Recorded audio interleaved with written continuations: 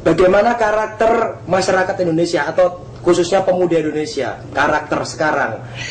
Kalau mengingat dalam sejarah, pemuda Indonesia sangat revolusioner. Sekarang bagaimana jika dibandingkan? Lihat ya, pemuda sekarang itu sejak SD sampai universitas dididik kebohongan oleh Soeharto. Kalau bisa melepaskan diri, bahkan menolak dan melawan kebohongan itu saja, itu sudah bagus. Itu baru itu saja. Belum kalau menghadapi kekuasaan, bahkan berhasil mendepak Soeharto, itu hebat, 2 kali hebat. Menurut Bung Pram, ada nggak pemuda yang seperti itu di Indonesia? Di Indonesia sekarang ini ada nggak yang jempol 2 tadi? Banyak. Siapa contohnya? Saya tidak akan sebut nama, nggak perlu itu. Ini menurut saya itu adalah kelompok, bukan pribadi-pribadi. Kelompok yang seperti apa seharusnya yang begitu? Ya, ini bisa menjatuhkan Harto, yang menghendaki reformasi. Artinya dia tahu bahwa ini tidak baik keadaan, harus direform. Itu saja sudah baik. Waktu Orde Baru kan tidak ada yang menghendaki perbaikan. Semua tiarap membenarkan Soeharto, termasuk kaum intelektual dengan gelar berlapis-lapis juga membenarkan Harto. Ini mahasiswa menentang, itu kan sudah hebat itu. Itu saja sudah hebat. Ya, sebenarnya Orde Baru itu dibangun dengan apa saja sih Pak? Melihat banyak pembunuhan, pembodohan seperti tadi. Gimana Orde Baru itu? Dibangun dari apa itu? Orde Baru itu dibangun menurut kehendak modal multinasional. Seperti saya katakan tadi, yaitu kerjasama antara Inggris dan suatu sayap dari Angkatan Darat. Dan sayap Angkatan Darat ini dikepalai kemudian oleh Harto. Harto itu tidak pernah disebut-sebut sebelumnya. Yang banyak disebut-sebut adalah Nasution. Itu sebabnya di luar dugaan orang banyak waktu itu. Yang muncul kok Harto, bukan Nasution. Hanya Nasution yang bilang PKI harus diberantas sampai ke akar-akarnya, dan itu adalah perintah pembunuhan. Berapa orang kira-kira yang tewas saat itu? Ya, saya sendiri ikut mendirikan Yayasan Penelitian Korban 6566. Itu di satu kabupaten Blora, tempat saya itu saja ditemukan 5.000 korban. Sekitar 10% dari penduduk yang dibunuh. Itu baru satu kabupaten.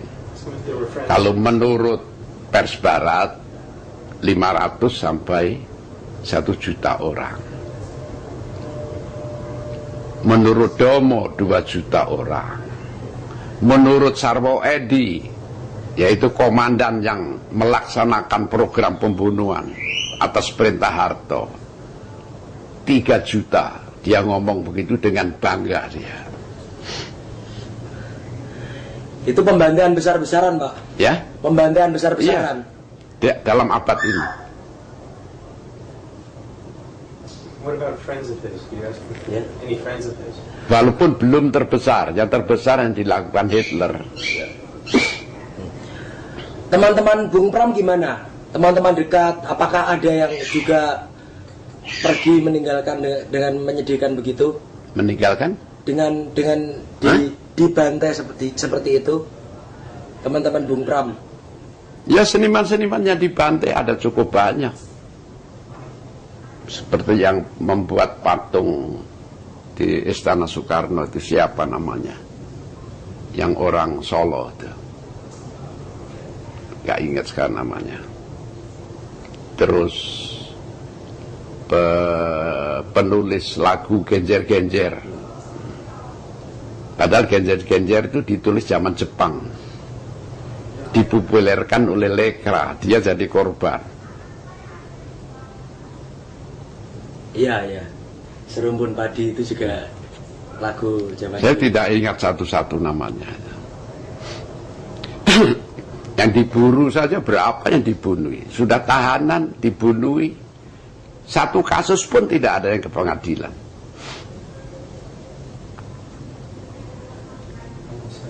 Mereka memang mau memudahkan pemerintah dengan membunuh.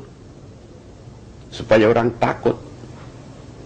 Mereka itu tidak mengerti bahwa lama-lama orang bosan pada ketakutannya sendiri itu. Dan melawan. Ask about Timor or Aceh. Bung Pram punya idola seniman di Indonesia nggak? Ya. Kenapa? Menurut Saya nggak memperhatikan luar apapun. kalau karya Bung Pram itu berapa buku-buku? Ya. Jumlahnya berapa? Karya-karya buku-buku puisi. Ya, bersamanya dihancurkan Angkatan Darat ya 36 kira-kira. Dihancurkan. Kemarin baru saya susun.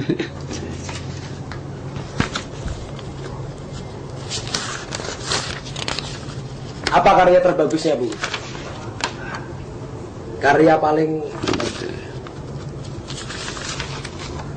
38. 38. Termasuk yang dihancurkan sebagai Yang naskah. dihancurkan berapa? Oh, harus dihitung dari sini. Oh ya. Ya kira-kira 9. Dalam bentuk naskah, jadi belum sempat terbit. Karya yang paling bagus menurut Bung Pram apa? Oh, saya tidak mempersoalkan bagus atau tidak. Nggak pernah saya. Itu semua anak-anak rohani saya sendiri.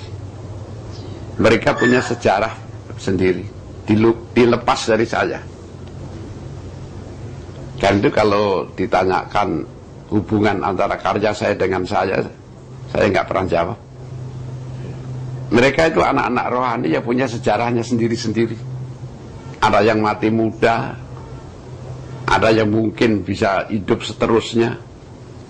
Itu di luar kekuasaan saya. Ya. Kemudian kembali ke angkatan muda, gerakan muda sekarang ini, menurut Bung Pram, apakah harus berkolaborasi dengan militer atau tidak? Tidak. Gimana? Tolong. Saya jangan ngomong militer, angkatan darat. Karena militer itu termasuk marinir. Bukannya sama saja itu? Ya, Sama saja kan? marinir setidak-tidaknya punya andil melindungi angkatan muda tuh. Waktu menuntut Harto jatuh. Tapi mereka tetap satu komando, Pangap. Satu komando, tapi manusia kan lain-lain. Mereka juga merasa di bawah angkatan darat kan, angkatan udara segala macam. Padahal mestinya mereka kan mandiri. Bisa memberikan pesan-pesan terhadap angkatan muda. Pesan saya pada angkatan muda, jangan belagak tidak mengerti. Kalian itu cukup mengerti apa yang harus kalian lakukan. Lakukanlah yang terbaik untuk Indonesia dan untuk diri kalian sendiri. Jangan belagak bodoh. Kalian cukup pandai. Kalian cukup punya keberanian. Kalian cukup punya keahlian mempersatukan semua angkatan muda.